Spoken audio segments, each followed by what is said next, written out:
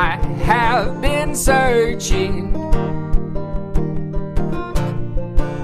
for what most people say just can't be found, but you always find me out. Welcome to Following the Fire. Thanks for joining us on this journey through the wilderness. Just like Israel followed the pillar of fire and smoke, we want to take a new look at our beliefs and just follow him. And like Israel, we get it wrong a lot, we get lost a lot, but we're doing our best to go where God leads us. I'm Nathan. And I'm Steve. Can't compare with what you're worth. Today I learned what the word heuristic means. And Steve and I talk about deconstruction. What does deconstruction mean? What does it not mean? And what's the process like for people, maybe like us, who are going through it? I also remember the time at the beginning of 2020 when I asked God to pour on more calamity until we got the point. Well, I do apologize for that. I hope we got the point. And I am extremely happy that you're here with us as we wander through the wilderness together. But it only takes a whisper, and I'll give you all my heart. How's it going, Nathan? Hey, Steve. It's going good. I'm extremely sunburned. Oh. Which is, as people may be slowly figuring out, it's just a reminder that I am a slow learner. Because I have been sunburned before, and it's always the same thing that causes it, which is exposure to the sun. What? And there are the same things that you can do against it that I forget at least once a year to do with this kind of consequence. So that's where I am. Yeah, it's usually the first time in the year that you go out for the sun, it nails you. And I've been indoors more than normal, so my skin had not seen real sun for a long time, and so the result was not good. I was gonna say, I look at pictures of myself now versus like 2 years ago. Yeah, I'm so much whiter. Yeah. Even I'm not even getting the tan from the commute, the 20-minute commute drive. Yeah, I did the 23andMe thing to check your DNA, and then like, you are the whitest person on the planet. Super duper white. It's like 75% British and Irish and like 25% Norwegian or whatever, and some Finnish. So yeah, I'm not built to be in lots of sun, that's for sure. But the cold I'm okay with. I haven't done that, but I do think my ancestors lived somewhere shady or cloudy, because most of the time in Colorado I have to squint when I'm outside. Yeah. I can't handle regular days, but when it's overcast, I can relax finally. So I think my people are from overcast places. Well, what did you want to talk about today? So I've been thinking a lot about this whole deconstruction thing in general, and first I want to ask you a question. All right. Have you ever noticed that when you learn a new word, or suddenly you suddenly start hearing that word everywhere? I have. This happens to me with cars. That was my second question. Yeah. So what happens to me is when I'm looking for a vehicle to purchase, I'll be doing my research and I'll find out about something like, oh, this exact model of car fits my needs. And then suddenly I see that car everywhere. Everywhere. Yeah. They didn't exist, and then suddenly everyone is driving a Honda Civic Wago van, which was a car that I did a lot of research about because it's my dream car. Yeah, I think the first time I realized that was this concept was with the car. I think I was 15 and a half, had my driver's permit, and for some reason, I mean, it's just probably because I was a super cool kid back in the 90s. I really wanted to get a Honda Accord. Nice. Yeah. I mean, of all the cars out there, right? And I'm like, and I remember on this trip we took with my family, it's like every single car was a Honda Accord, every one of them. And it still happens, you know. We were looking for a Subaru Crosstrek we bought recently, and every single car was a Subaru Crosstrek. And then we're like, I'm going to get the orange one because nobody has the orange one. So we got the orange one, and that's like every intersection. Yeah. Every intersection, there's at least two Subaru orange Crosstreks. Yeah. Anyway, I recently Heather, her car is about to fall apart, and I've been and it's a dangerous contraption right now that you can't see out of. It's just a horrible, horrible thing. And I've been trying to convince her that she needs another vehicle, and so we're thinking about what she needs. And there's this little Suzuki off-road vehicle, something. I don't know what it is, but it had a snorkel on it, and I was like, "Oh, it's got a snorkel." She was like, "What's a snorkel?" And so that was about 2 weeks ago, and so now I point out every time there's a snorkel. It's kind of like playing the VW Punch Bug game. Yeah. And snorkels are everywhere, Steve. Yeah, that makes me think. I took a business trip to Australia a few years ago, and this is a case where, like, you see one white Toyota Hilux truck. Oh, Hilux!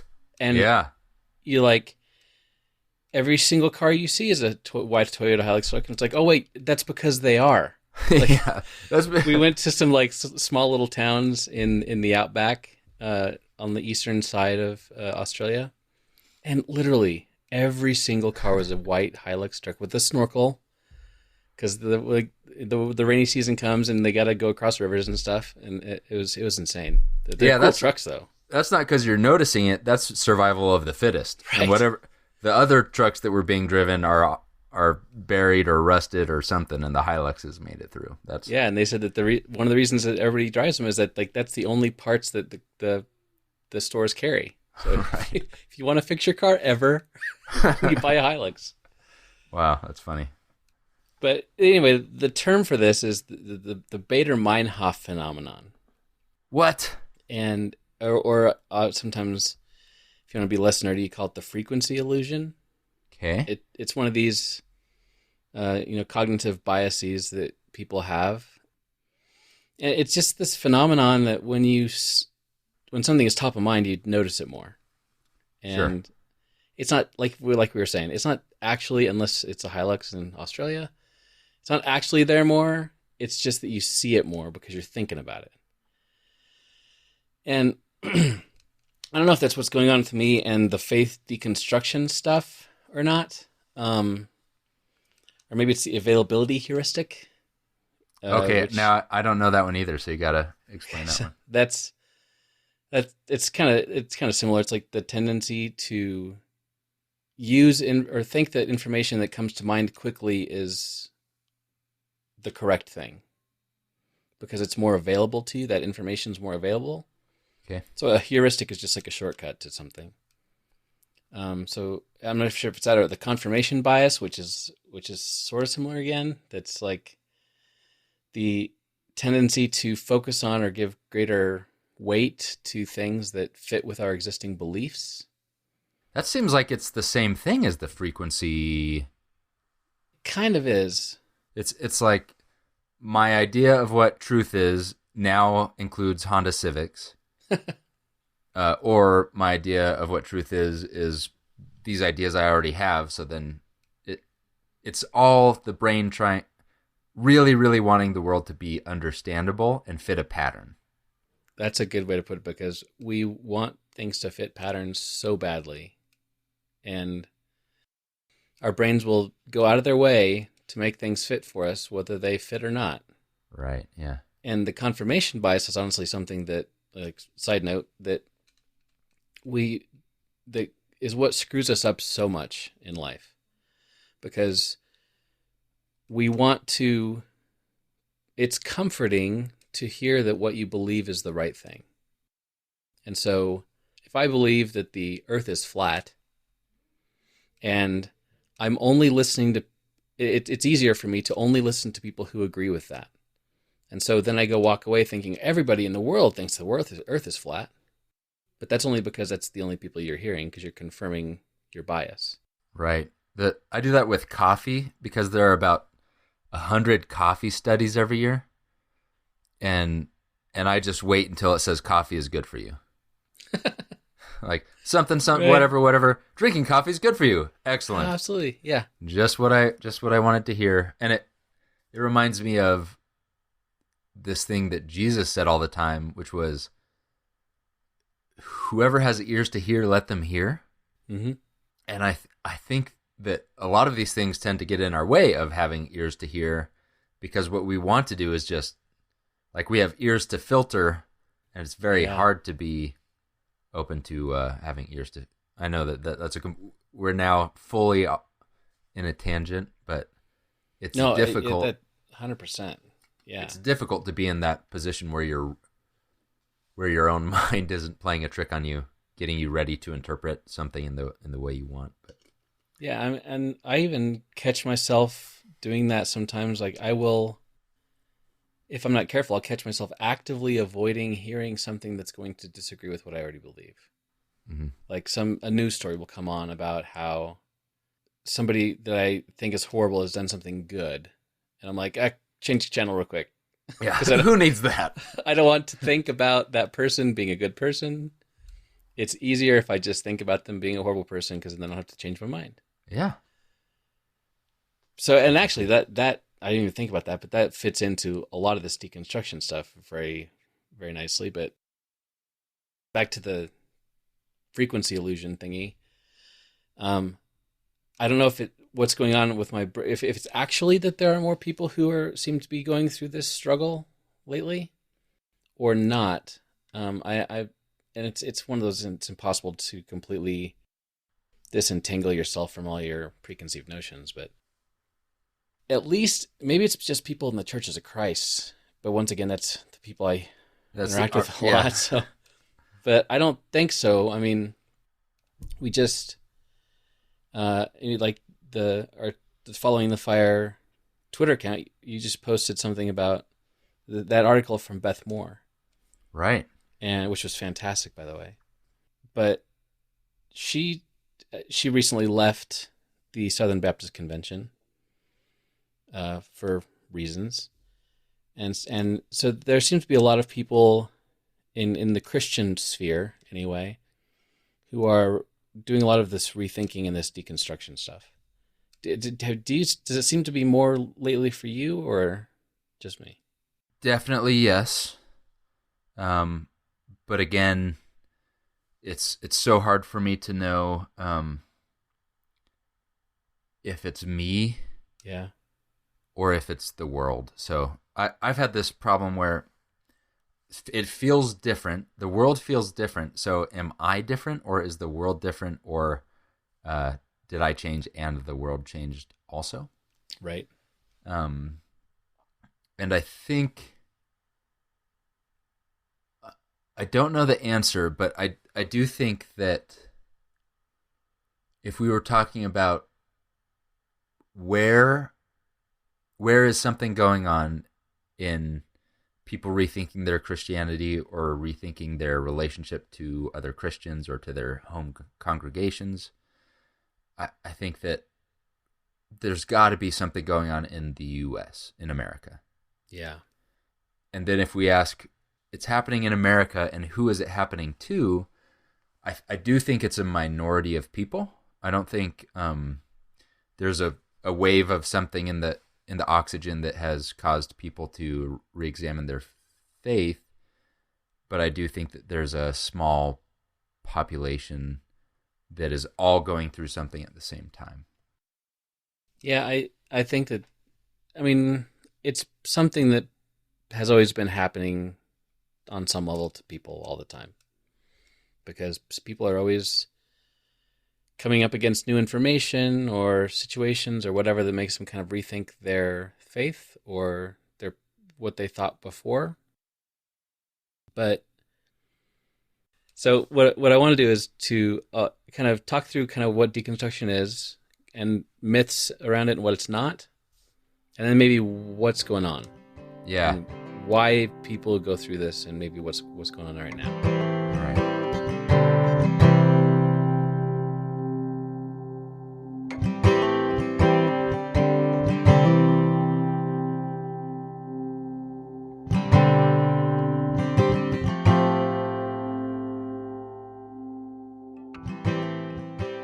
So if you just Google for deconstruction, other than like videos and images of like people tearing down houses, you're going to come across this guy named Jacques Derrida.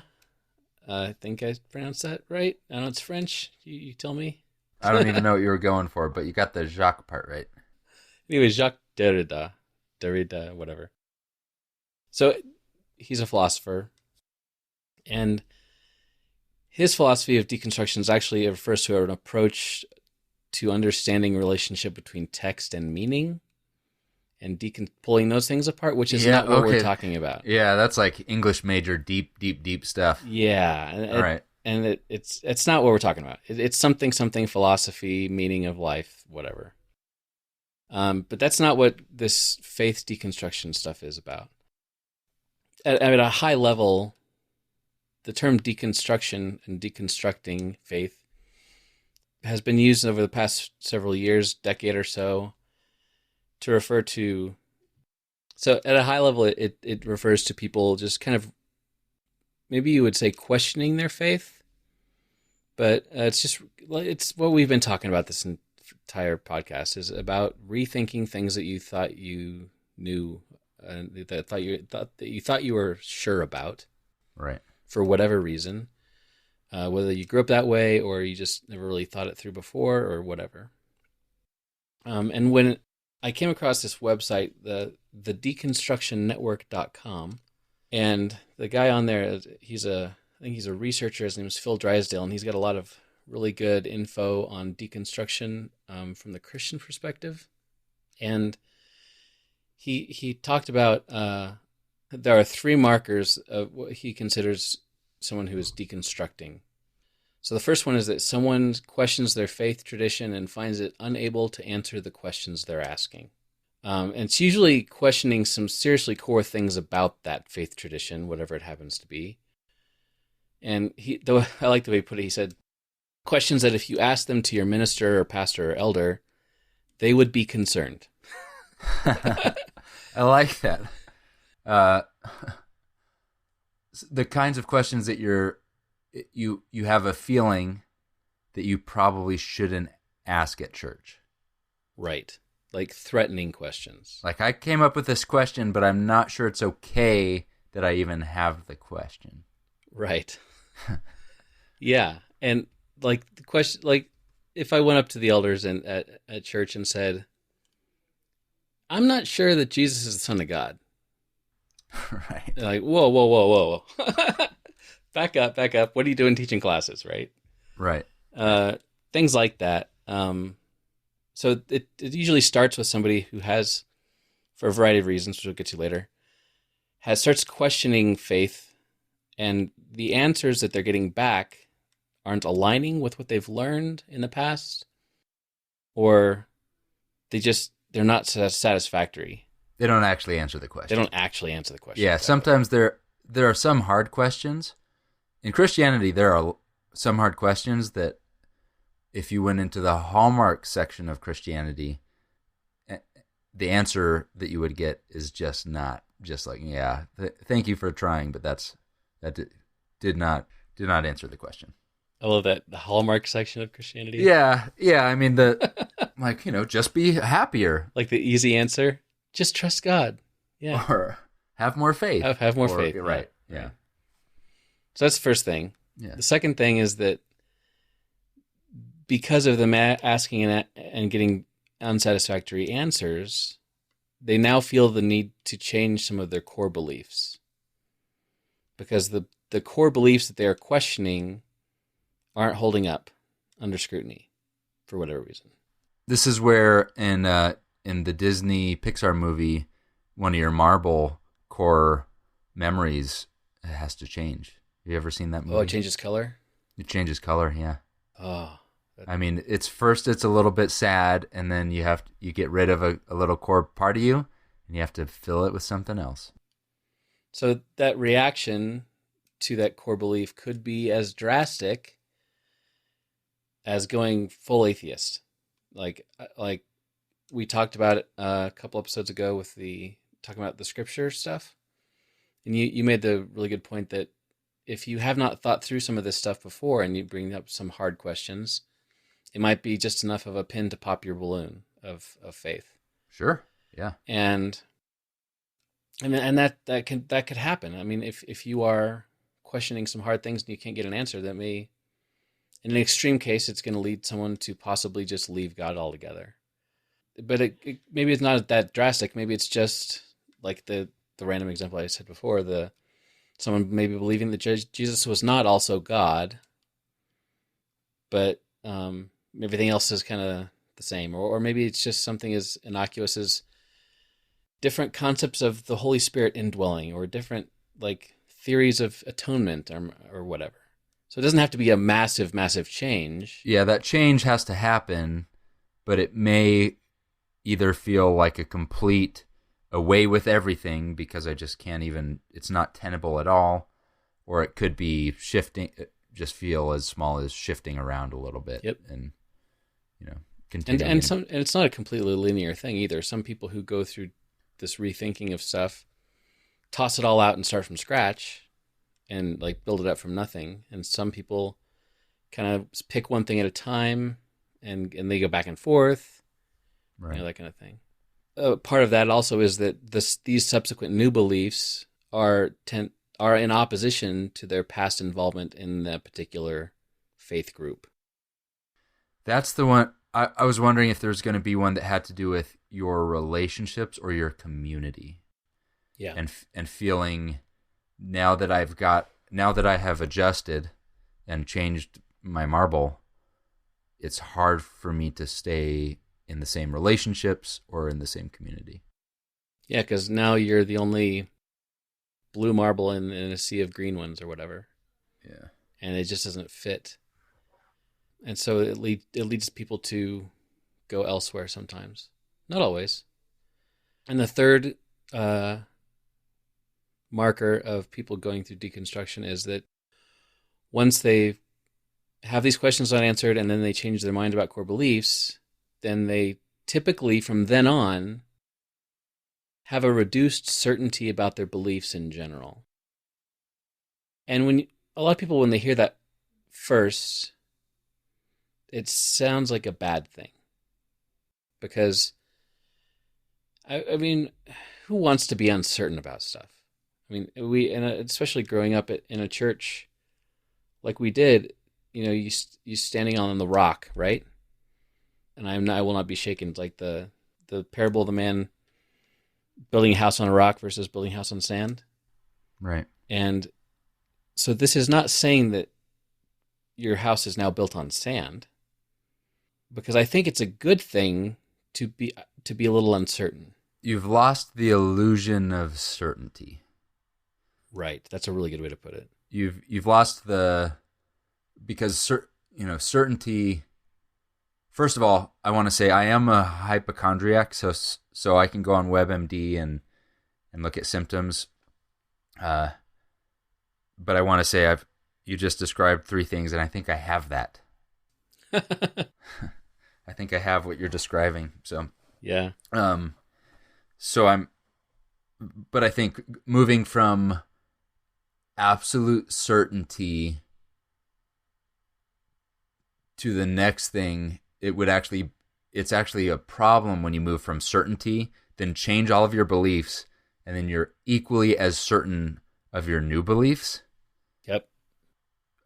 Because you have learned nothing. And I was thinking about this. I actually tend to be, I would prefer to be certain. And the amount of time that your brain wants to think that it's wrong is very short. So I'll have a belief or a stance for 5 years, and then I'll have something that happens and I change the belief. And so now I have the new belief, and in my mind, the amount of time that I was wrong was 0. Right. Does that make sense? Like, I was correct, I was correct. I got some information and realized I should change, and now I'm still correct. Right. But it's hard for me. But what should happen is when I look back on last year, Nathan, and 10 years ago, Nathan, not usually, always. I'm always embarrassed about what I believed or did or thought or said. And but at the time you were right. But at the time, I was embarrassed about the last year, but very confident about how I was doing at that moment. And so I go from like, I'm right 99% of the time, then 1% of the time I get that information where I realize that, oops, I was wrong. And I change, and now I continue in my rightness. But it's a healthy reaction, I think, to realize, oh, I have been wrong enough that now in these things that I believe, maybe I should consider the possibility that next year I'm going to realize I was wrong. And so I turned down the volume a little bit on how hard am I going to cling to that. And then I put my radar up a little bit to listen to new information, because now I realize I think I'm right, but maybe there's going to be new information, because that's happened to me before. Yeah, and I think you're dead on as far as the danger of being certain. I mean, it's like I said, it's comfortable, it's nice, it's where we want to go, but when we're certain, we then lock ourselves in. And you're not open to new things or understanding things differently or anything like that. It's also a problem because churches tend to be, any church really, tend to be the type of group and type of environment in which dissent and questioning is really discouraged, because it's a threat to the stability of the community. And that goes for, political parties or some companies or clubs. It's not just a church thing. It's kind of a human thing that once we have an agreed set of beliefs, anybody who says something different, that's a danger, and we want to push that down. I think there are communities that have more, what's the word for, more uncertainty tolerance, though. So I have found I have, just to go through these, have had questions that have not been answered to my satisfaction in my faith. Yeah. And so that causes this turmoil inside. It causes me to question the groups around me, but also my pillars, my core beliefs. I have changed those beliefs. I've changed the questions. I have definitely felt that distance in community. And one of the things I think I have felt the strongest as time has progressed is I have wanted to distance myself from groups who are adamant that they are certain and correct all the time. Yeah. And that happens. So that's happened to me politically, that I feel like there's a lot of room for nuance or talks across the aisle, or maybe not everything's black and white. And so but I started life as someone who did not allow for nuance, and saw the world as completely black and white. And as I have added grays, I have been, the churches I'm looking for, or the Christians that I have found communion with, or people I agree with politically, they don't tend to be the ones who agree with me necessarily. They tend to be the ones who are okay with admitting that they don't have all the answers, or they have a more casual style, or it's not black and white. Does that make sense? Oh yeah, totally. And another aspect of that is that I've always been taught that there is truth, and I totally believe that truth with a capital T is out there, and it's findable, as we've talked about many times. But if you say it that way, then some people infer that therefore there's only one way to do everything. And that if you question the way things are done, then you are henceforth going off the reservation, and you are in danger of the fires of hell to get to the extreme. Yeah, I wonder if the community problem, which is people who are struggling with these questions in a community that's not answering them, or people who have now experienced the nuance of life or the gray parts of life and are in a community that is black and white. I think that you're a closeted, nuanced thinker now. Yeah. And so you start to experience the disconnects between what you believe and what your community believes. And so what happens when you're in the closet is nobody knows that the thing that they just said is confirming what you thought about that group, or is adding to the divide. Yeah. And so you're sitting with those feelings, but I wonder, it's kind of both sides though. Like the side that is the group can exist if there's too much of the questioning happening. Mm-hmm. So it's gonna drive those people out, but also just have an environment that's maybe a little bit hostile to that kind of question. But the individual is also picking up on things that are happening and selecting out of stepping back and maybe skipping over the questions that they know are going to get them in trouble with the group. Yeah. That's hard because I've been for years. I've been one of the closeted questioners, I guess, until you use your analogy of a lot of the questions that I've had or still have are questions that like would concern the elders, would concern my family. Right.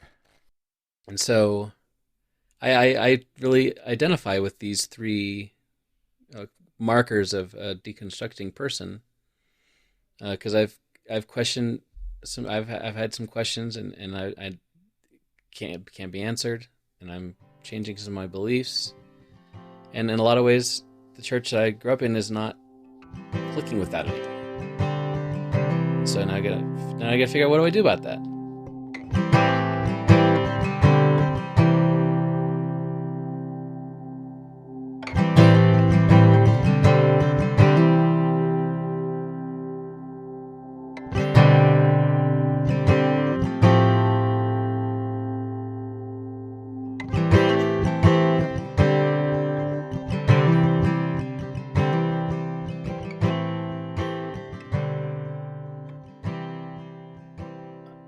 I was thinking about this because of the Bible episode.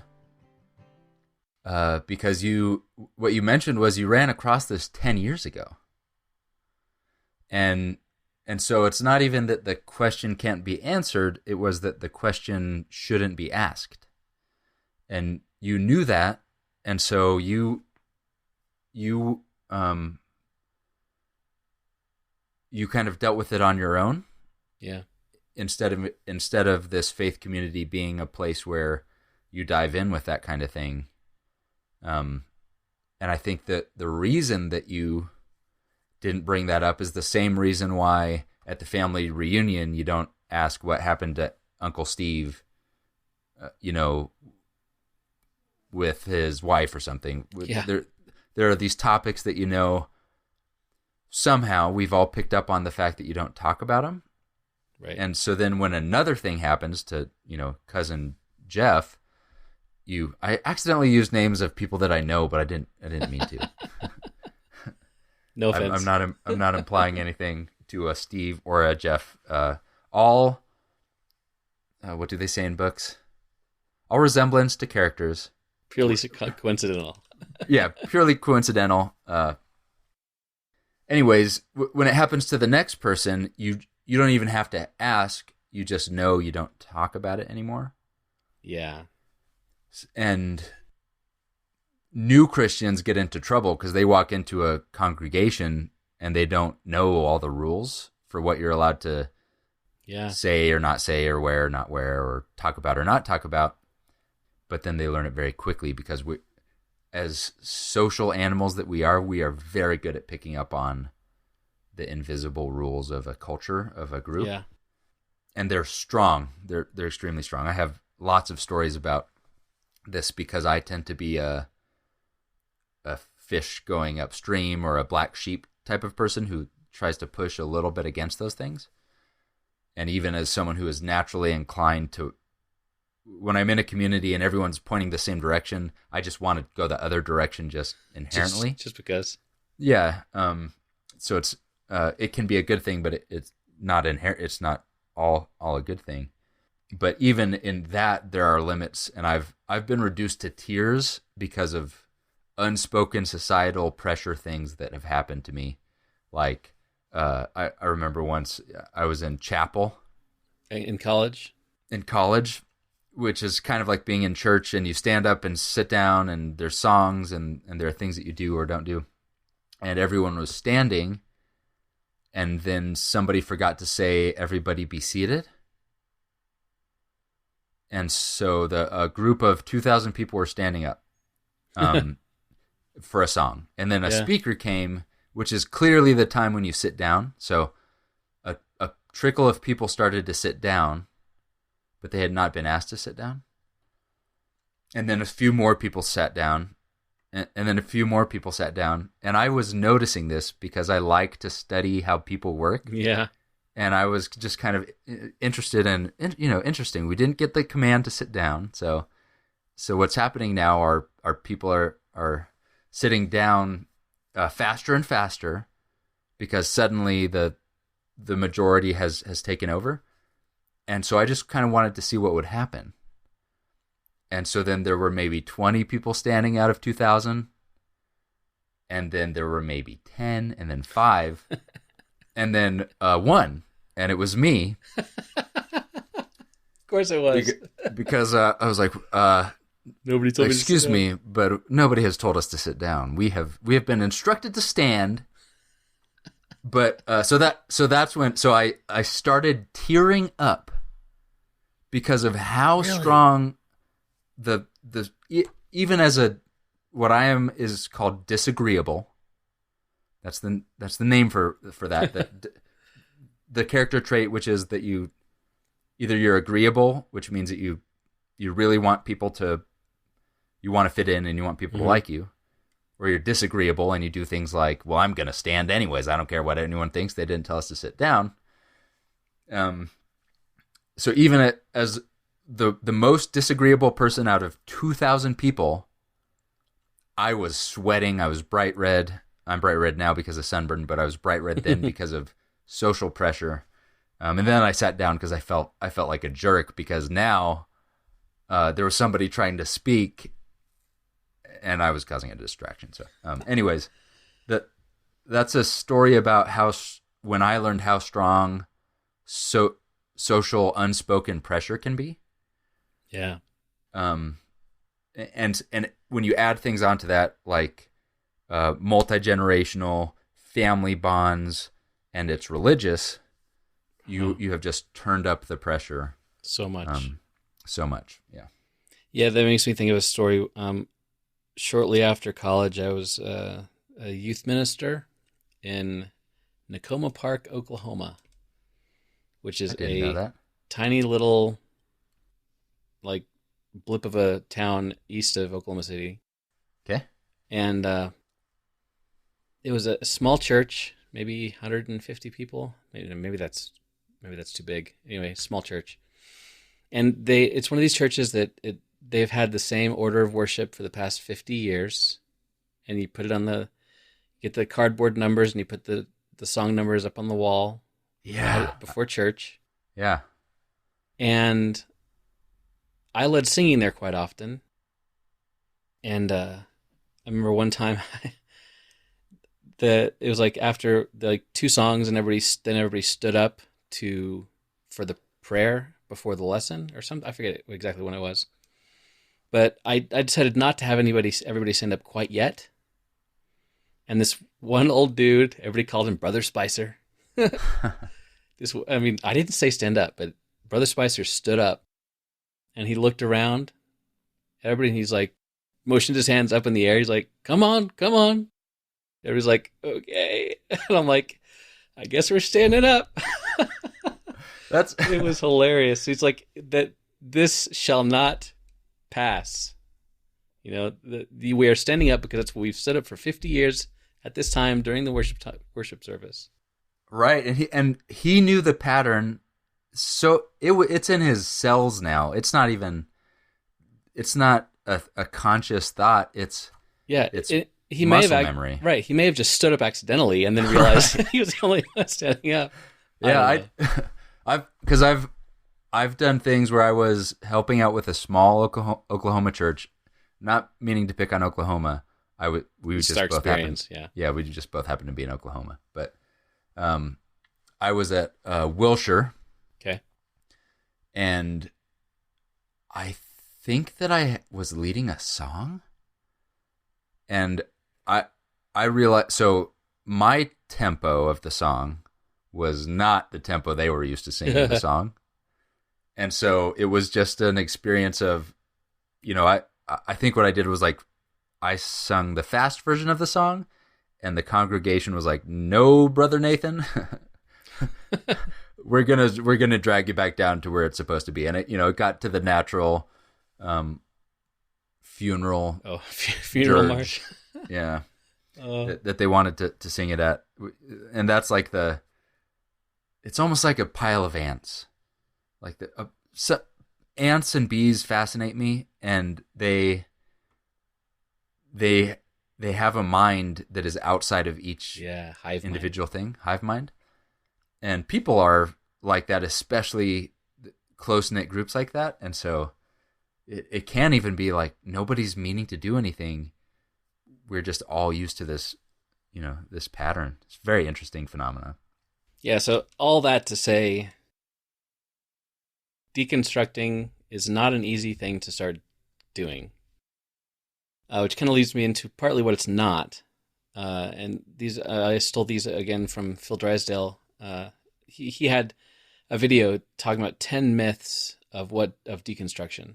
And I'm not going to go over all of them because a lot of them are kind of repetitious, but I thought that was kind of a good way to talk about what it's not. So one of the myths is that the reason people go through this deconstruction process is they just don't want to go to church anymore. And he's like, if people just didn't want to go to church, they just wouldn't go to church. That's right. They don't, why would you go through this pain and this struggle and this distancing from family and friends just because you don't feel like going to church anymore? Yeah. And he's like, statistically, the facts are that many people still go to church through it all. And actually, people who go through deconstructing, like I feel like I am, and like you are too, I guess, in some ways, they tend to go to church more than other members of the church. And most people who go through this are still very, very in love with the church and the community and God, and it's not that they want to get away from it. And it's kind of and then the next myth is that they were never really involved in the church to begin with. So, like Steve. Yeah, right. Like they were going to fall away anyhow, right? And once again, like there have been studies on this, and studies are all showing that deconstructors are more likely to be those who are heavily involved, people who are in leadership, oftentimes even high up in the leadership of churches. And they're in general some of the most dedicated members that there are. And and it's not about better or worse. So I think some of these are trying to say, when you're in a community and you see someone doing this, these are stereotypes you're going to think about them. Right. But I do think there are some reasons for why would people like that also be the ones who actually are more involved. It's not because they were better. It's because it was a more central part of their identity. Right. So it's easier to, if your faith is not a central part of your identity, it's actually easy to keep going through the motions because that doesn't cause you any pain. So maybe the stereotype of the the Easter Christmas Christian or someone who gets dragged along by their spouse or something, it's fine. They'll show up. They could go every Sunday or they could go once a year. It's fine. They're not feeling any internal dissonance from that. Right. It's so that's why specifically for someone to go through this pain, it's because it's a core part of who they are. And so that's why you might find more people who are actually very highly involved or go more. It's not about that those people are better people or anything. It's if you question something that's not central to you, you don't have to go through a process. But if there's something central to your identity, then it's already in the important part of your life, and so you have to deal with it. Right. You can't either just keep going and ignore problems, or you can't just easily just quit. No, exactly. Yeah. You have to go through this pain, and that, I mean, what you said perfectly sums up like most of his myths. I mean, the myth, like, oh, people who do this deconstruction thing, they don't know enough about the Bible. They need it explained to them better. It's like, well, no, they probably know more than people who don't do this. Once again, it's not a better or worse thing. It's just a difference. People say that, well, their faith was never real. Well, it's so real that they have to, like you said, they have to address it. One myth is that they're just leaving because they were hurt by the church. And while being hurt by the church is sometimes maybe that's a good reason to leave. Just like in an abusive relationship at home. Right. That's maybe a good reason to get out of there. But that's not the reason people tend to start going through this process. Usually, they said actually, people stay an average of 7 years after they start realizing that they maybe should not be there anymore. Whether it's from them whether it's abuse or trauma or starting to go through this process in general. Like you mentioned, 10 years ago, I started noticing some issues with the scripture. And, right. So it's been 10 years and here I am still. And, one of the myths is like, well, they're just liberal. They just want to go to a liberal church. They're just making up reasons, And I could see where that comes from, because often the things that are deconstructed are like these layers of tradition and these fences we put around things. And so when those are removed, people who honor those traditions as holy, straight from God, are going to perceive you as a liberal or whatever.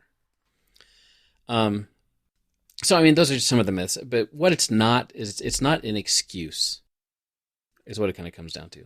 It's not an excuse to just get out of there or to believe what you want to believe without feeling bad about it. It's people who tend to be very, very dedicated, very involved, that this is a very important thing in their lives, like you said, their identity. And in some ways, they've been so close to it and so involved, and they've studied so much about it, that they're starting to see the chinks in the armor, and they're trying to figure out why. Because it's so important, they're like pushing and pushing and pushing for the why. Yeah. Which leads them to look in different areas, look in different directions, and different faith traditions, or whatever you want to call it.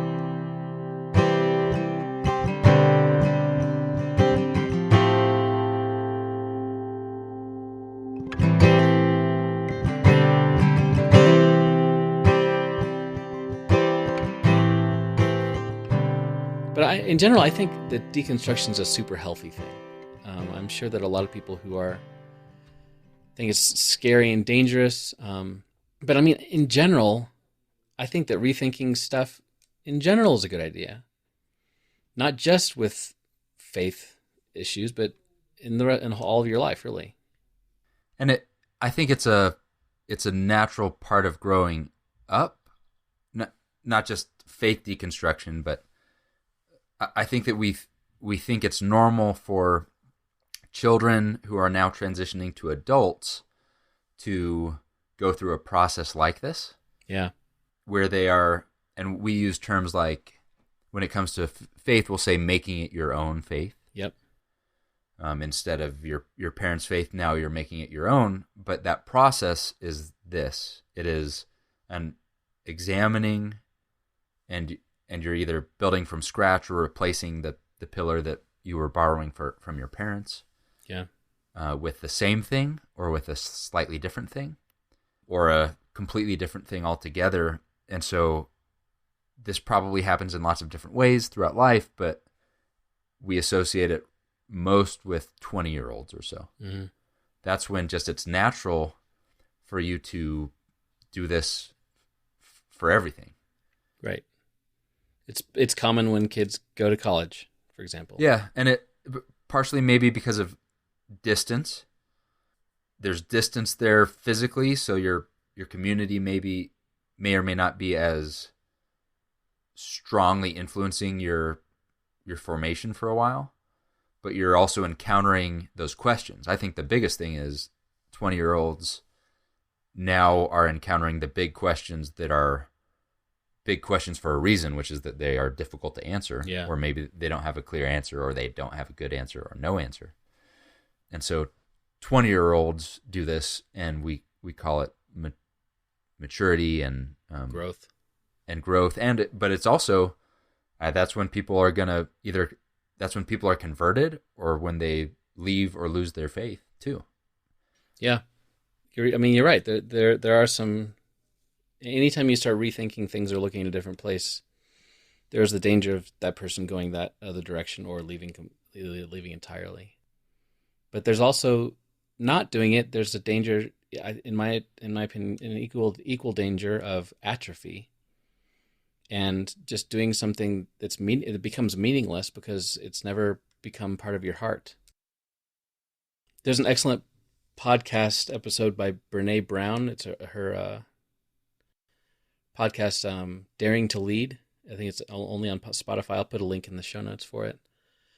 But she interviewed this guy named Adam Grant, and he is an organizational psychologist. And if you listen to the episode, it's right at the 45-minute mark. I think he starts talking about how rethinking. He wrote this book. It's called, I got it here. I haven't read it yet. It's called Think Again: The Power of Knowing What You Don't Know. And he says that rethinking is a component of courage. Those are interesting phrase. Interesting. And how it can lead to heartbreak, needing to make amends, admitting you might have been wrong all along, and may require a lot of hard work, and it's not for the faint of heart. And they were talking about like organizational, like work psychology stuff. I'm like, but man, that is 100% hit close to home. Yeah. That hits the Meg and Jody thing with me, where I was certain in my certitude. I was 100% certain of my beliefs as a 8-year-old. So much so that I was willing to persecute the other 8-year-olds on my block. Yeah. And in the rethinking, I felt the shame and guilt and realized in that case, what have I done? Which is a very Paul like thing. Paul was certain in his beliefs, and then kind of went to being certain in his beliefs again. I don't know how uncertain Paul was, but it's. I think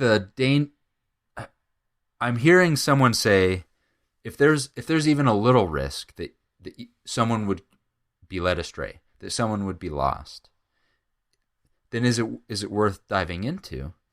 And my answer is, if that was the whole world, then maybe not. If we could just, but the real danger is the next generation, or the people next to you, because what causes it's the jolt is proportional to how certain you are. So if you have and there are horror movies about this, about societies that try to construct some way of doing things, and they close out the outside of the world, and they remake all of truth, and there is security in that. But then when somebody wanders outside and meets the outside world, that is a traumatic experience for them. So the danger in not questioning is in yourself. You're not going to ever apologize or admit that you're wrong or change and be corrected. But you're also making it harder for the next people and the other people in your group, because you are, you're making it harder for the people in your group. And I think there's fear associated with that. So I think definitely when my son who's 6 right now, as he gets closer and closer to leaving and approaching what happens in the 20s, I could be fearful of that and want to protect him from that. Yeah. And that is natural. I think that makes sense. Or I could introduce him to that in proportion, slowly, and show him the things that I'm working through or that I'm not certain about. Yeah. I've wished that this happened at work, and I wish it happened in churches too. When someone makes a claim, I wish that we had to say how certain we are of that claim. And if people asked me that, it would be very helpful, because I will speak up in a meeting at work, or I will say something at church, and if someone said, "What's your certainty?" I'd be like, maybe 23%. Oh, because you sounded like you were 100% sure. But my certainty is actually like, no, I'm in the low 30s maybe. That happens to me all the time. And I actually ask at work, people will give me an answer, and I'll say, what's your certainty on that? And they'll be like, and then I know, okay, good. Now I know that you are not sure about that answer you just gave me. And I think that's a healthy thing in a church to introduce a little bit of, we don't have all the answers, or people don't know, so we're not going to come down one way or another because this is one of those very uncertain things. Yeah, and I think it's important to be honest that we don't know some things. And I've actually heard from a couple people about this podcast that one of the things that they appreciate most is the fact that we often say that we don't know. And the fact that it seems to be an uncommon thing is concerning to me. And I was thinking about when you talk about your son. I mean, my daughter is 18. She's like she'll be 19 in like a month. Wow. Yeah. And which just still blows my mind. And so throughout her life, we've been trying to be very careful and purposeful about exposing her to things that she'll see in the real world, and to help her to understand what those things are going to be like. And it's hard. It's hard to know when to let things go and let her figure stuff out on her own, and when not to. But if she doesn't figure that stuff out on her own, she's going to be in a bubble. Like there are some people who are like super keep your kid in a bubble people. Like don't expose them to anything at all. And then I'm concerned about those kids because they're going to get out into the real world, and then like everything is going to hit them at once, and I'm not sure what's going to happen. It also made me think of my grandpa, whom I've mentioned before. He forever did not believe that dinosaurs existed because they're not in the Bible.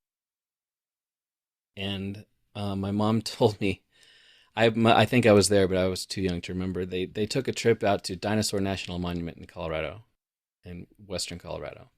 Yeah. And they have that at the visitor center. They've got that huge. Have you been there? No, but there's a huge wall. Yeah, it's this huge wall. It's like hundreds of feet long. It's like about 100 feet high. Just thousands and thousands of dinosaur bones just still in the rock that they're slowly excavating. Yeah. And my mom said that he just walked around like with his mouth just wide open, like, what? Because really, here's like solid proof that dinosaurs existed. And it's like he'll hear the gears grinding in his head. Like, this doesn't make any sense. This doesn't go with what I've always believed. So it can be hard, but and one of the things that this guy Adam Grant said in the podcast is people prefer the comfort of conviction over the discomfort of doubt. I love that. I love that because the opposite of doubt is not strength. Right. The opposite of doubt, it maybe is comfort. Yeah. Well, I mean, it's certainty. I know what the opposite of doubt is, but an opposite of doubt. Conviction and doubt. Yeah. Yeah. Because I do think there's, in Christianity, there can be, or in Christian communities, I think there needs to be a healthy amount of doubt, but when there's not, doubt can be seen as weakness, and certainty can be seen as strength. Right. 100%. But doubt is not the same as weakness, and certainty is not the same as strength. They just are not. They are not correlated at all. So you could, I suppose, someone who has weak faith could be full of doubt, but I think that that there is a lot of room for doubters in the Jesus movement. Absolutely, and I think that's super important. I recently, you may have sent me this article. I don't remember who sent this to me. It was talking about how the future church, in the age of the nones, like NONES, people who don't associate with any specific church.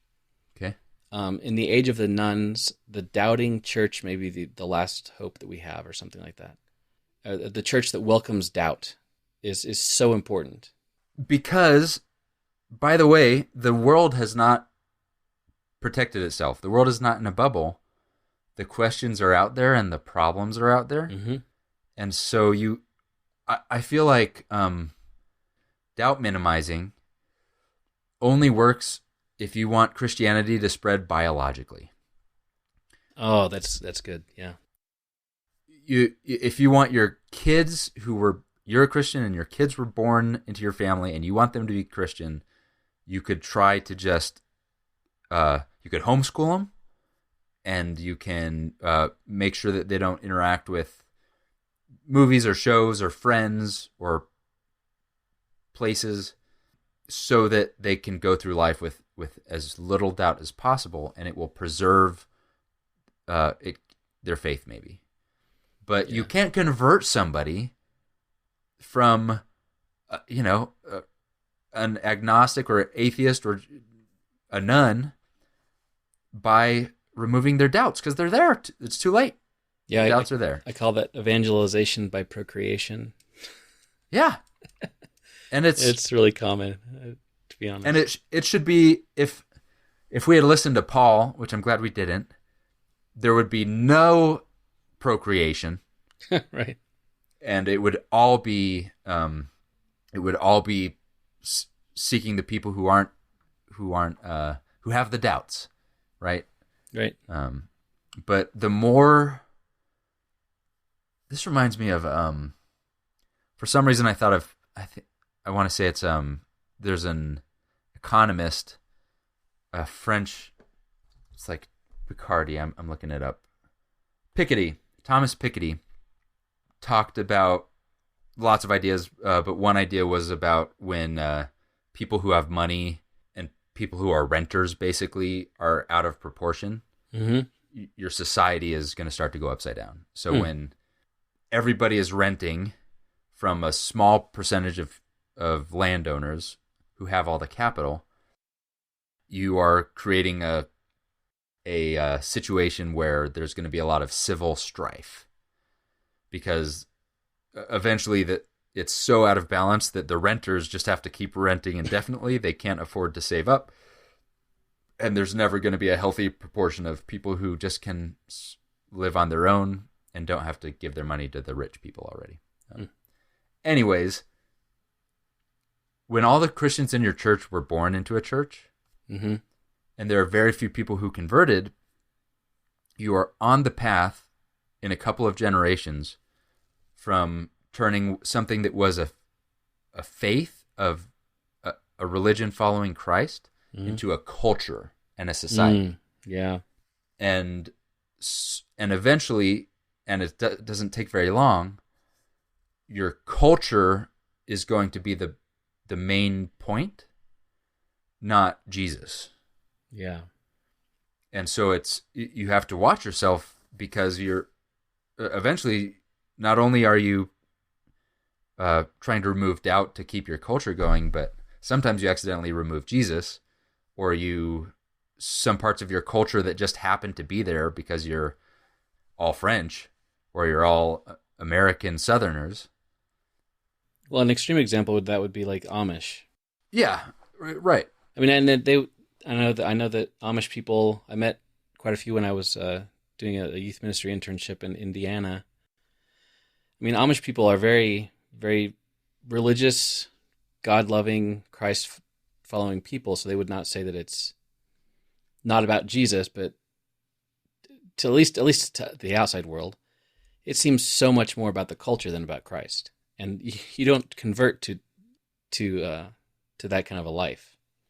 And I would say the Amish, they have to work really hard if Christ is going to stay at the center of it. Yeah. Because there's enough that's going to keep that going.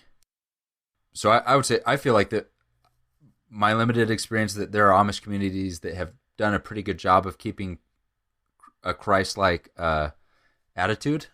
But if I was Amish, I would not have that. It would be all about, how am I different from society, and why is that important to me, and what are these core beliefs that I have that are outside of that, you know? Yep. So so the danger, though, is you got rid of doubt, but your culture gets mixed up with your Christianity, and in the next generation doesn't know that. They can't tell the difference between your culture and your Christianity. And then when the culture doesn't work anymore for whatever reason, then faith is gone. Right. Because it's based on traditions or culture, or what you wear, what you don't wear, or what you kind of music you listen to or you don't listen to, and it's not based on Christ. And that's a scary place to be.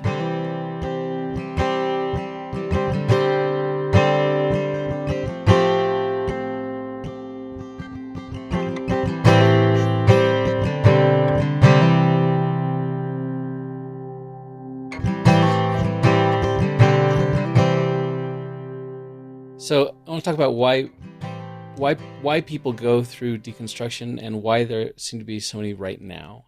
The reasons why, there are millions of reasons why people go through this.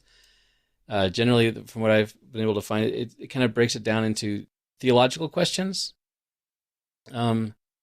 Maybe people come to the point where they think that hell seems inconsistent with God's character, or they see too much of the problem of pain, and they don't understand how, like the question, you hear all the time, how could a good God let bad things happen to people? Things like that. And like we said, often the questions that are not welcomed in churches sometimes. And so theological questions, and sometimes life happens, and the experience that you have in life is different than what you were told was true. Like, I'm a super fundamentalist guy. Suddenly my child comes out to me as gay. Right. That's going to make you rethink your beliefs pretty darn quick. Right. Well, or ruin a relationship. Or, yeah. Yeah, exactly. Those are the two options you have. Yeah. And I feel like that's such a good analogy, because I think the current moment has more to do with community and relationship than any of the individual issues, Yeah. Maybe your life is hit by pain and suffering, and in such a way that it's not fair, and you get mad at God, and makes you start rethinking some things, which is right. An entire episode that we're going to do later. Because I have been there, still there in some ways. Yeah. So those are general reasons why. But what's hit me the past few years, what I've seen is that it seems to have turned up a few notches. And whereas people have always gone through this on some level, it seems to be happening more. And so some of the things I've seen, I know that like recently, just this week, there's all these articles that came out about how Gallup polls show that church membership has fallen below 50% in America for the first time ever. I saw that, yeah. This article that I read said, but it's not that people are leaving God, they're leaving church. And so spirituality is still high. And it says, for one thing, studies don't actually show a significant decline in spirituality among Americans. People who study American religion talk a lot about the rise of the nuns. This rapidly rising American demographic, 21% as of the most recent poll, say they don't label their spiritual beliefs, but that's not the same as them not having spiritual beliefs.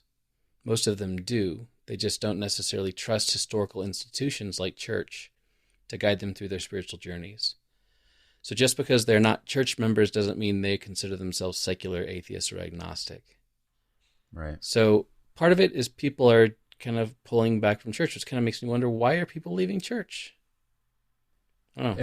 Every time you say the rise of the nuns, I picture like a zombie movie with Sisters of the Cloth. So it's happened a couple of times in this episode, and I can't stop my mind. Or for our older listeners, people like the Flying Nun TV show.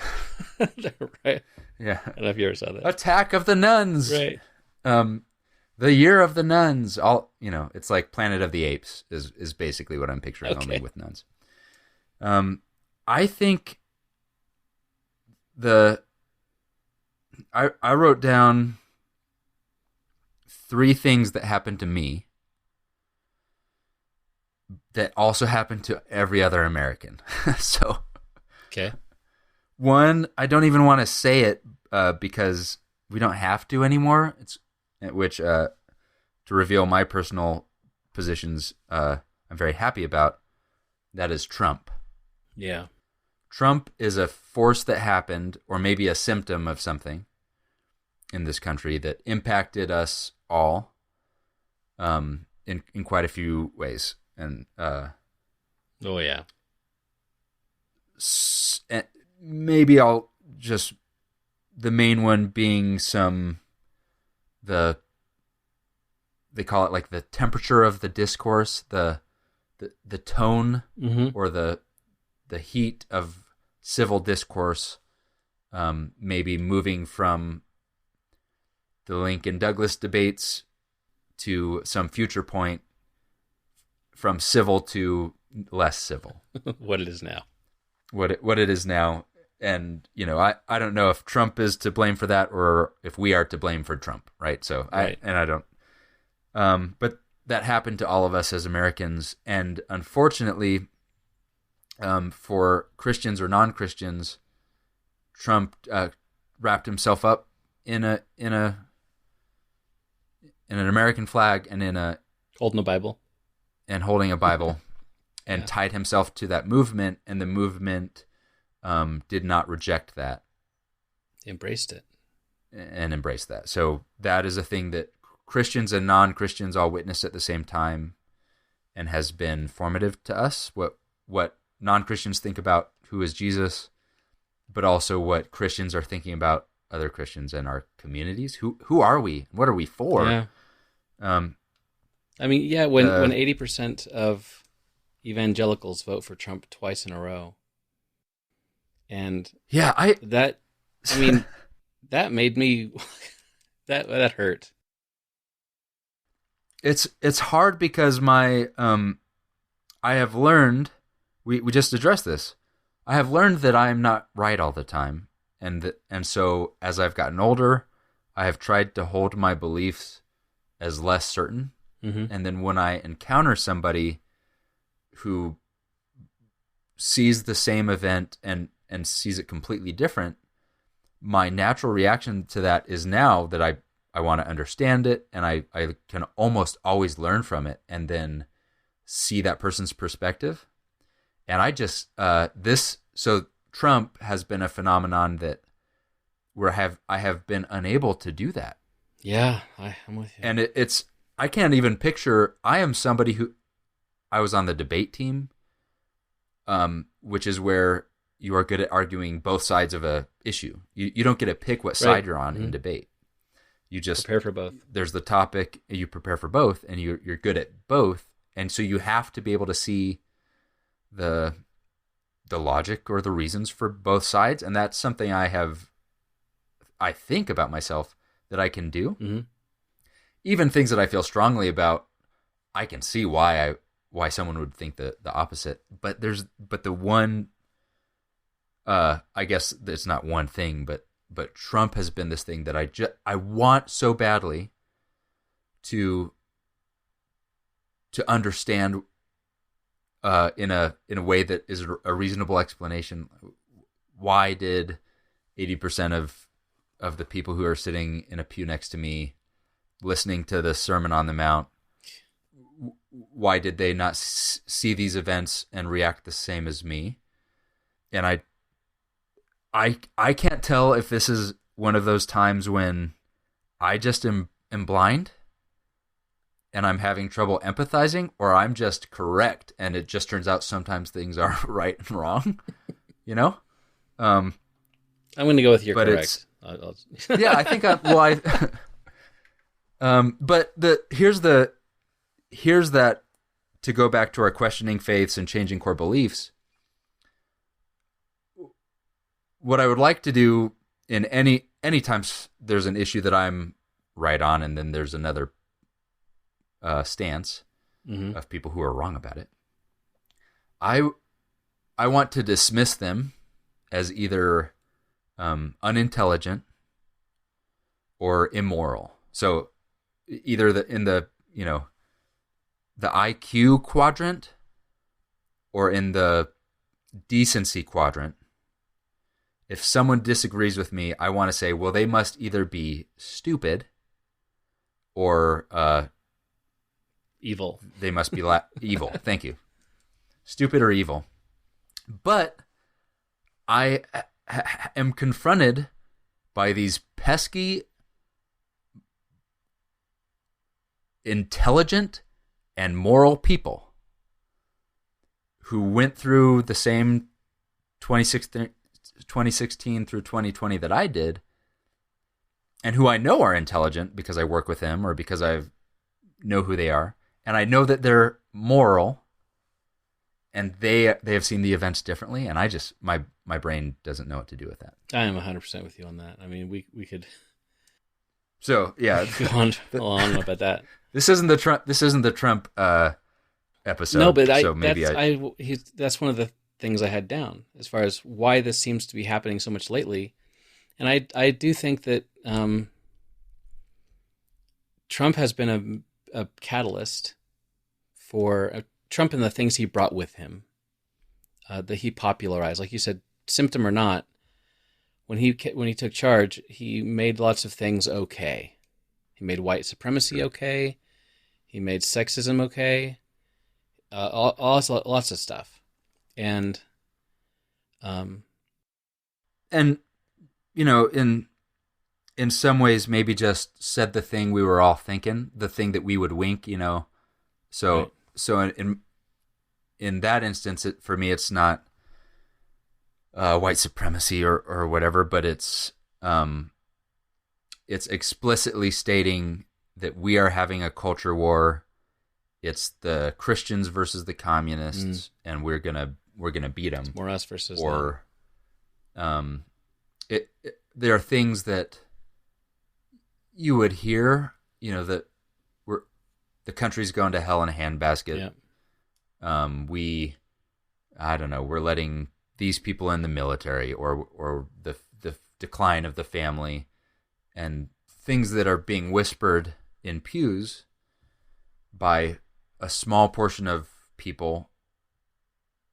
That it was brought to the center, and then you used to have to come up with a different reason for a policy.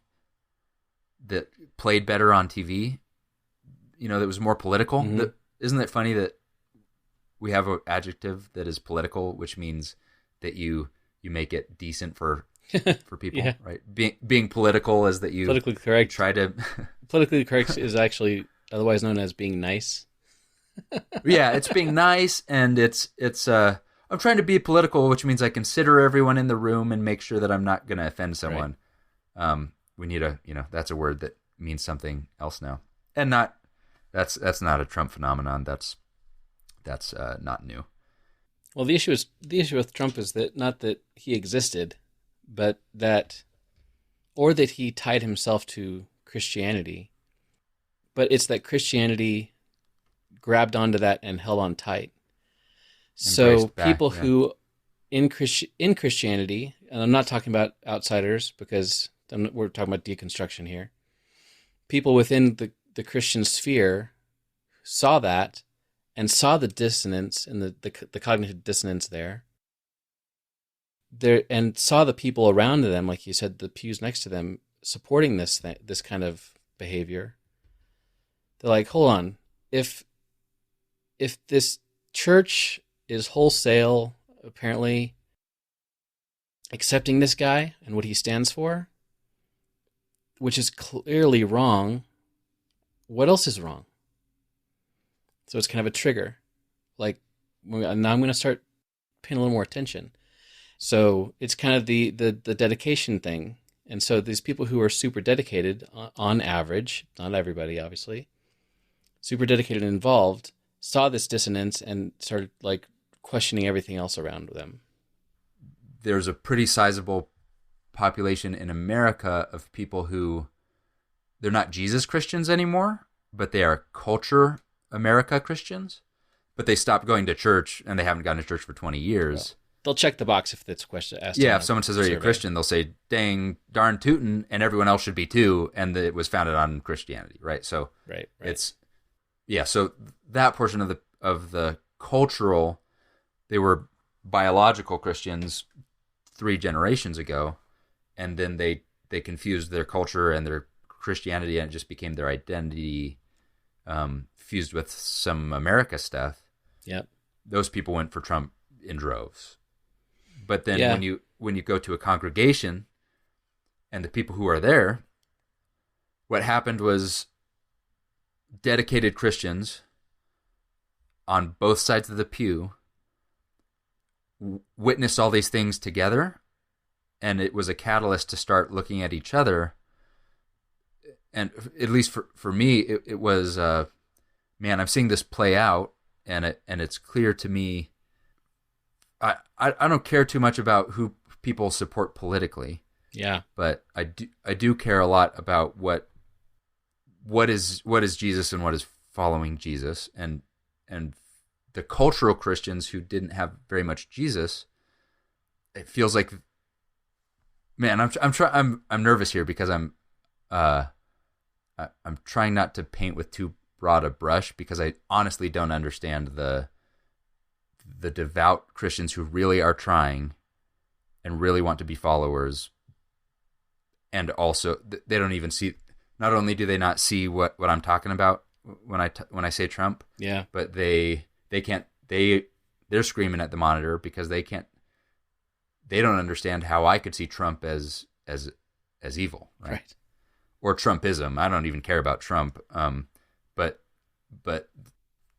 for me, what that represented was Christianity, cultural Christianity in America, getting our relationship with power wrong. Yep. Getting our relationship with truth wrong, and getting our relationship with outsiders wrong. Those are some big things to get wrong. But they're the same things that the disciples got wrong. Yeah. They wanted Jesus to take over Rome. Yeah.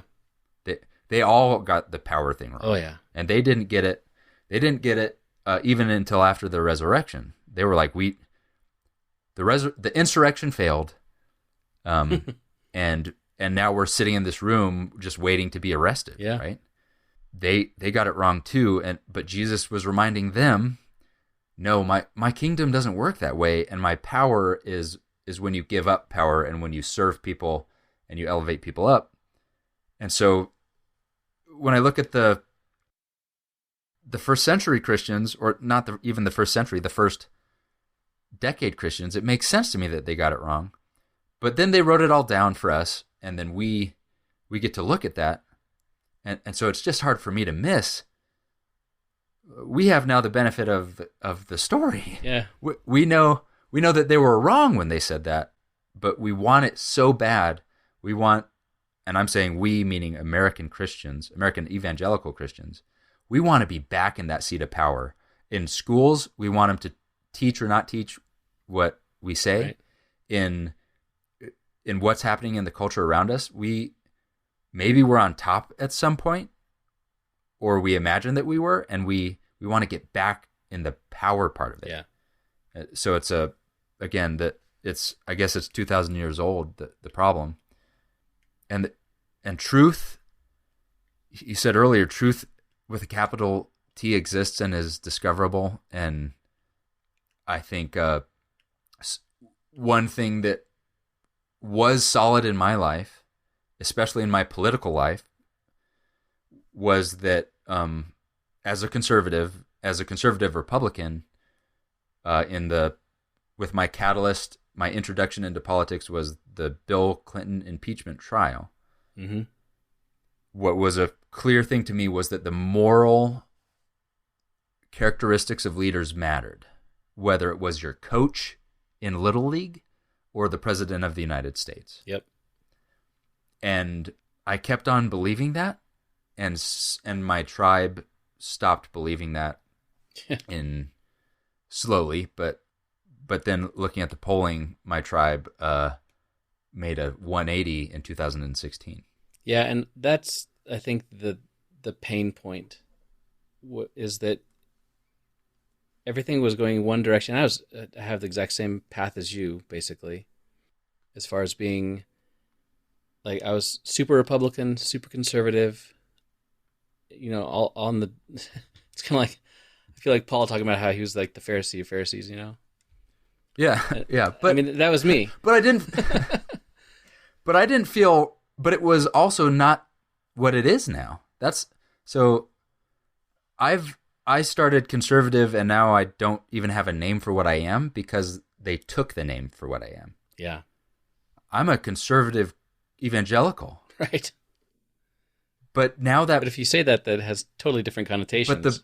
But the Buffalo guy maybe is too, and so they took the name, and I honestly don't know what to call myself now, because I feel like I stayed being conservative, and I feel like I stayed being evangelical, but the definition changed.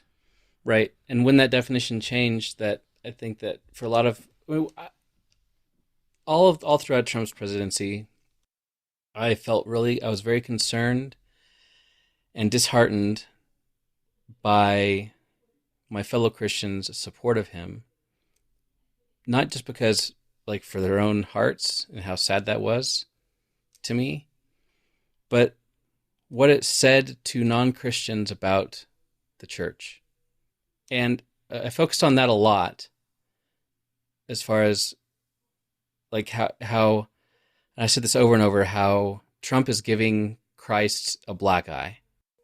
And that really weighed on me. But it wasn't until recently, when I started kind of looking into some of this, how much of a black eye Trump was giving Christianity to Christians as well.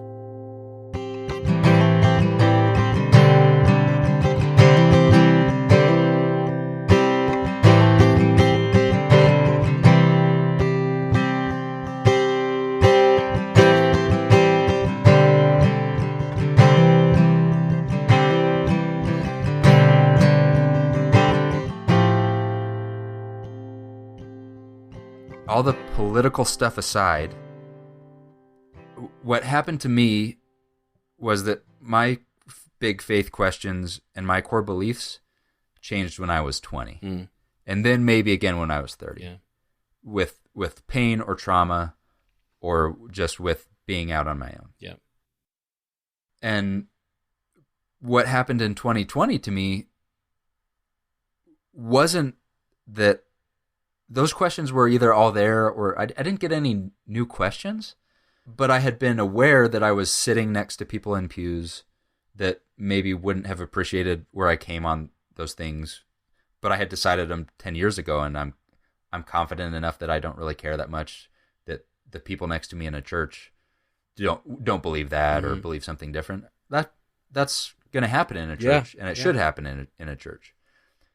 I think what happened in America in 2020 is a lot of people who were sitting in pews and they were okay with the discomfort of, well, I believe this about the inerrancy of the Bible, or I believe this about homosexuality, or I believe this about illegal immigration, or whatever it is. They were fine with it, and then there was a catalyst in 2020 which compelled people to feel like they needed to publicly say, I'm sorry, I'm not, that's not Jesus. Yeah, and that's not who I'm a part of. Right. And so if there hadn't, so there was Trump, then there was Black Lives Matter. Yep. And then there was COVID, and Yes. it could have maybe been any one of them, but Trump itself was not enough for me, by the way. I would have kept on. I was disappointed. I'm extremely politically engaged. And in 2016, I was disappointed in evangelicals, but I kept going and sitting next to pews with them because that's okay. We can have a difference of opinion. Yeah, even if I think it's wrong-headed, because I'm sure I have that stuff too, and also politics is important to me, but it's to most Americans it's football is more important than politics to most Americans, right? And politics is more important than football to me, and it's okay, Yeah. But Black Lives Matter, I am ashamed, and this is a confession. I have witnessed race riots on the news my whole life, and I have not cared. Yeah. I have maybe had a stance on the issue. I've been proud enough to come up with a stance. They shouldn't do this because of this or whatever. But it wasn't until 2020 that I finally had compassion, and the confession is, it felt like I saw this problem for the first time that's been in front of me for my whole life. I felt very similar with that because, like, my wife grew up in a part of Oklahoma City in Del City, which is much higher percentage Black, and so she, just by nature, where she grew up, she knew a lot more Black people. I mean, I grew up in like the whitest town in America, right? Fort Collins, Colorado. Right. There's like one Black kid in my high school of 1,000 people. So, like, even on like the things that her friends shared on Facebook for the past 10 years, where there are lots of videos of police brutality and all kinds of other things that she would show. She'd like, can you believe that this is happening? And I would like, I can't hear it. It's too depressing. I don't want to hear it. And I feel bad. I shut it out and I tried to ignore it because it wasn't bothering me. There's something about this compounding and the multiplication of factors with the pandemic, where it's like we all had no choice but to sit at home and watch this stuff. Yeah, I'm curious why. I do not know why I was receptive this time. Is it because that's the only thing I can think? It was because it was in this. It was trauma on trauma.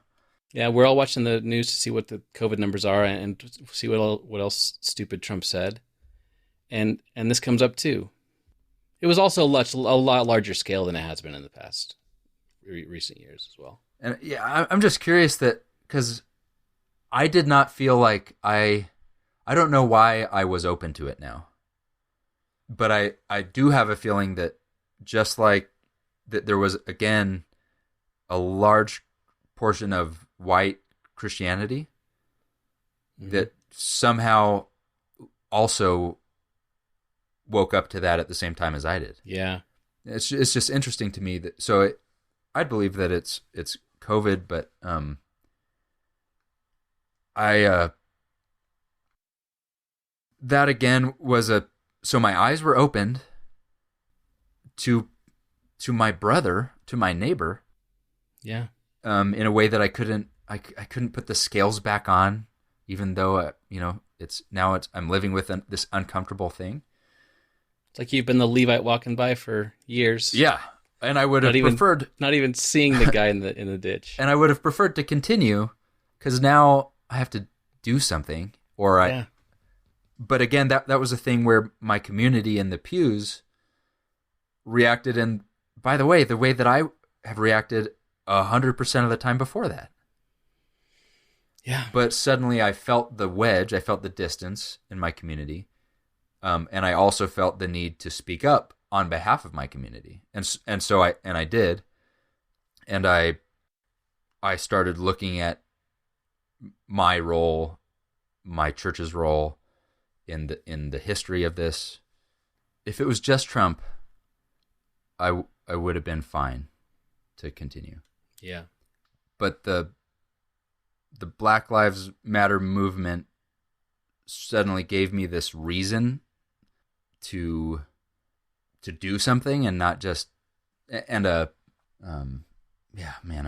For me to follow on what you were just saying, I probably would have been fine too if it was just the issues with Trump. But when the Black Lives Matter movement stuff came along, and I saw my church, local and nationally, do practically nothing, that hurt. And I'm like, something's not right. What's going on here? And for me, the guilt that I live with is that it would not have hurt before. That's what I mean. So something happened, and suddenly I was woke, is the term. Yeah. But the person next to me that is my brother and is in the pew next to me did not go through that same thing. Didn't see Trump the same way. Didn't see the racial reconciliation moment in the same way. And so there was this distance that was growing, but I was starting to see active hurt from Christian culture. And I remember praying for this early in 2020. Really? So publicly, I mean at the church that we attend, something was happening. I want to say it was, let's say, February 2020. Okay. I could be wrong, and it's probably recorded somewhere, so I don't know. But there was turmoil happening. I think it was from COVID-19, the rumors of it. And I got up in front of the church, and I asked for more. So I said something like, God, be with us through this moment. We are filled with sorrow for what's happening. But if what it takes for us to wake up to who you are and who we need to be is that we need more of this, then pour it on. And if what we need is not for the political discourse to be turned down, but for it to get worse so that we can finally wake up and see who we're supposed to be, then I ask that you bring that, and that you don't stop until the church is glorifying you. So that was... Thanks a lot, Nathan. Yeah, so then we got 2020. And now we know whose fault it is, right? But so I kind of think, and there's a lot of hubris here, but I think the church had a moment, and we did need this. We needed... Yeah.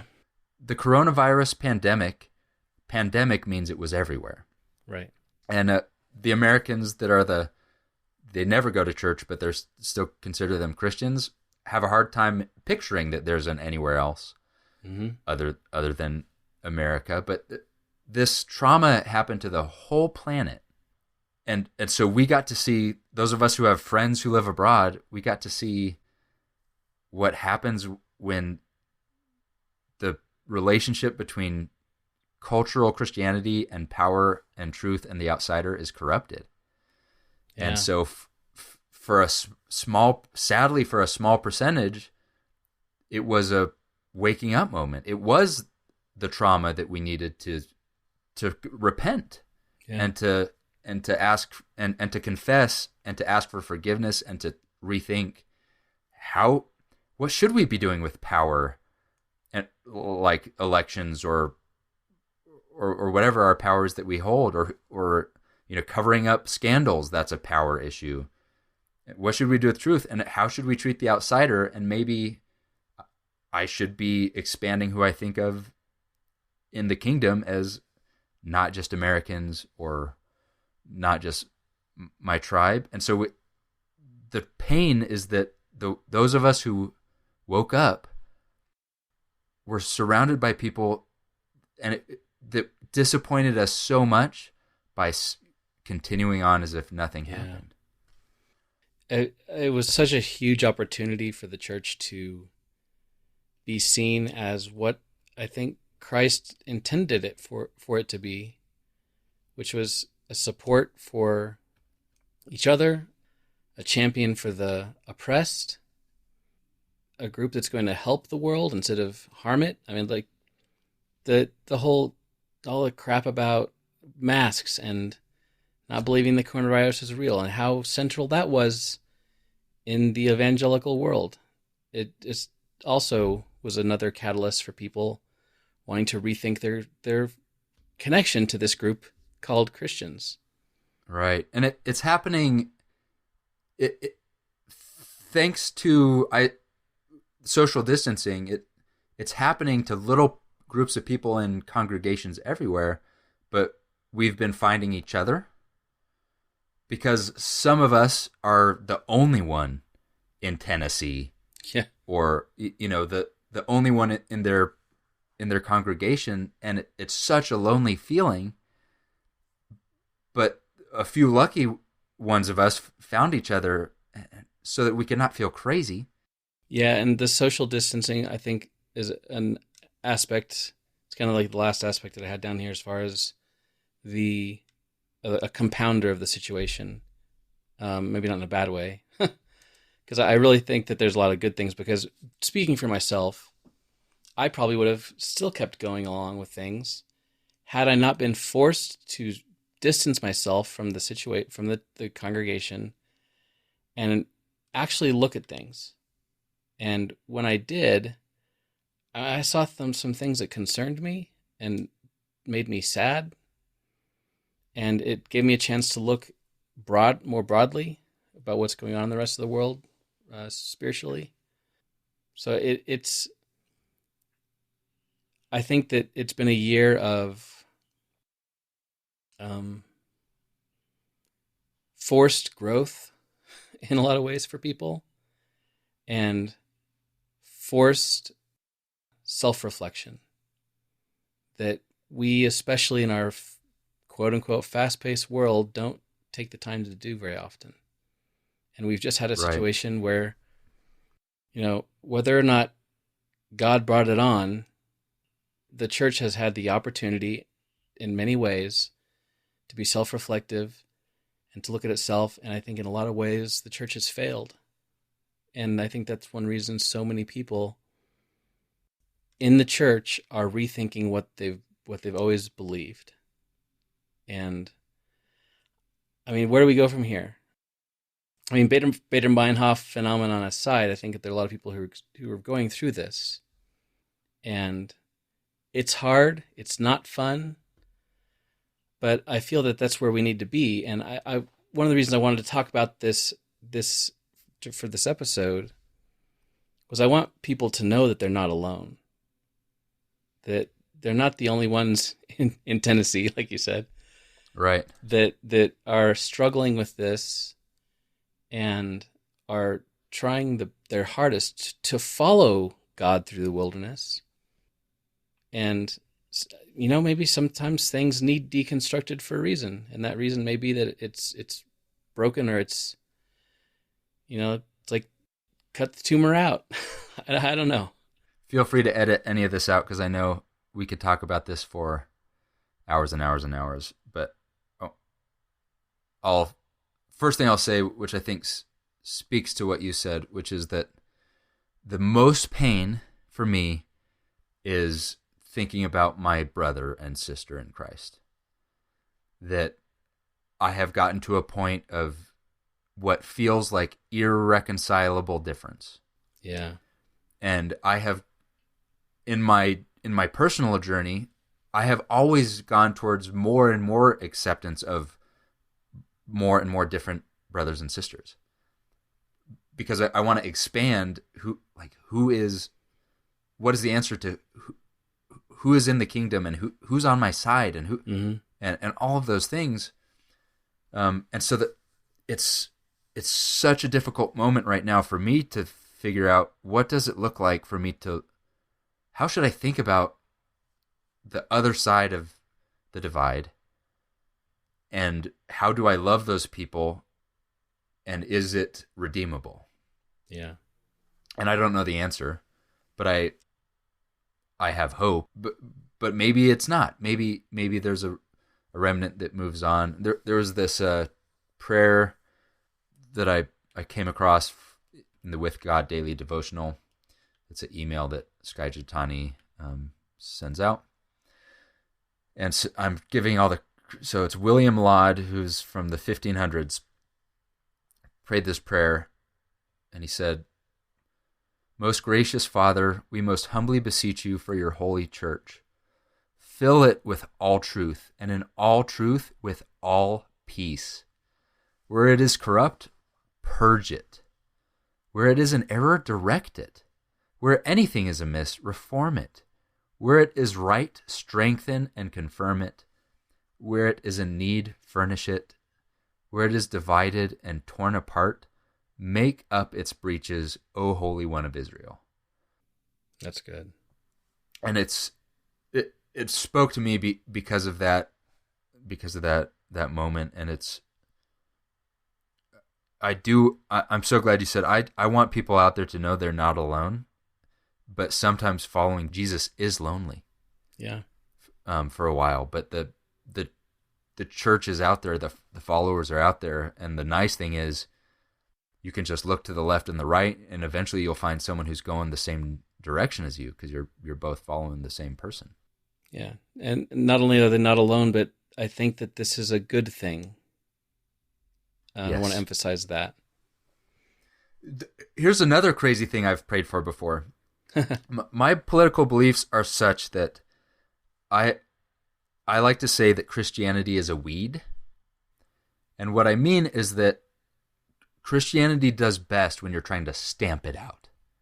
Then it just spreads like crazy. Yeah. But it just doesn't do very well when you water it and you put it in a pot, and it kind of rots a little bit. So when my political beliefs in the past 10 years, I'm glad nobody ever asked me this at church, but when they would say something like, should we enact this law or prayer in school or whatever, my answer is, I think they should make Christianity illegal. I think the best thing for the kingdom would be to outlaw Christianity, because Christianity does great in that. The fire is good for Christianity, and it holds up. So that, again, I need somebody else needs to take over praying for a while, because clearly I need to not be asking for more 2020, but I just keep doing that because I do think we need a little bit more.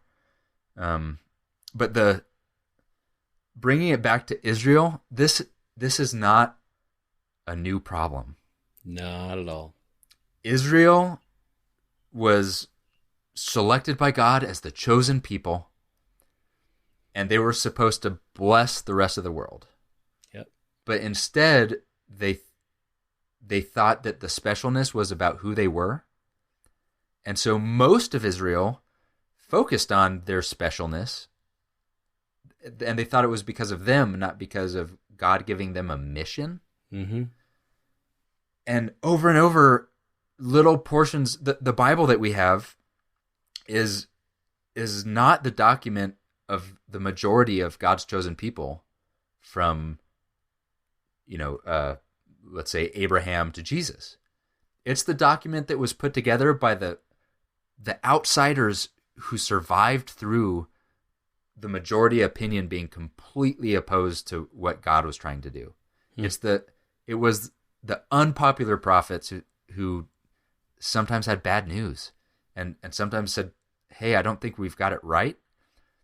And it's most of Israel got it wrong, and such a small percentage of Israel got the priorities correct and realized their chosenness was for them to go bless the world, not for them to win and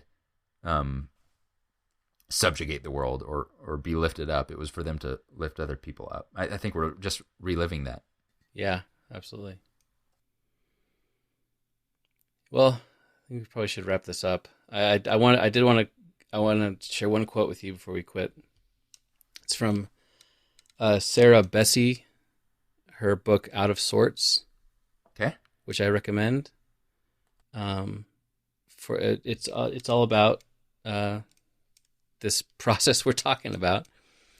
And she said, if our theology doesn't shift or change over our lifetimes, then I have to wonder if we're paying attention. So this whole process, it's not a once in a lifetime thing. It's not like, oh, pandemic, Trump, Black Lives Matter, let's change things and then move on with our lives. I think it's something that we need to be renewing our minds day to day and renewing our connection to God and constantly trying to ask questions. Because if you stop questioning, you stop learning, and then you stop growing. And we need to be growing toward God all the time. And I think asking questions, and hard ones, uncomfortable ones that might get you kicked out of church, at least ask the question. You know, the answer could be who knows what, but at least ask the question. I'm thankful that I have people to go through it with. That absolutely. So I'm really grateful for you, Steve, and over the last year, you know, even before we were doing this thing, it's just nice to have someone else so that I don't feel crazy, you know. And I like how you said you don't feel crazy. Yeah. No comment on actual craziness. No, the jury's still out on that, but you get two crazy people together. Here's a problem with the internet. You get two crazy people together, they're both going to think they're sane, so, right? Yeah, and they're both going to start a podcast. They're good, yeah. So, yep. All right, see you later, man. See ya. But you only wanted love. Hey, thanks for listening to Following the Fire. If you'd like to see show notes for this episode, which includes links to everything we mentioned as well as all the scriptures, head on over to followingthefire.com and just click on this episode. There's also contact information on the website. Let us know what you think about the show and if you have any suggestions for future topics. Also, please give us a review on Apple Podcasts if you could. It really helps other folks find the show. And as always, thanks to the fabulous Daniel Wheat for the theme song and the music for the episode. You can find more of his stuff on Apple Music and Spotify. See you later. Can't compare with what you're worth.